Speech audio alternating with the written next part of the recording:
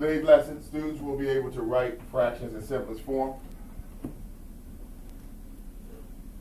Write fraction in simplest form. Another word for simplest is reduced form. So our example is 18 over 24. The one thing we know already, because we have our factor sheets, is that 18 and 24 are not prime numbers, so we know they had to be reduced. So step one, find the greatest common factor, the GCF. In order to find the GCF, we have to write down all the factors of 18 and 24. So I listed them all.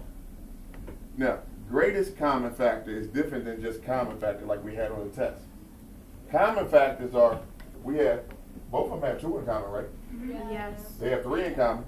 Yes. But the largest number, greatest number that they have the same, which is common, is 6. If you don't use the greatest common factor, what'll happen is you'll have multiple steps, and I'll go over that a little later on. So, after I find the greatest common factor, which is 6, I circle it, after I wrote all the factors out, then step 2, I divide the greatest common factor into the numerator and the denominator.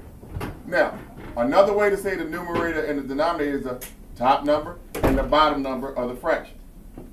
So, step 1, find the greatest common factor.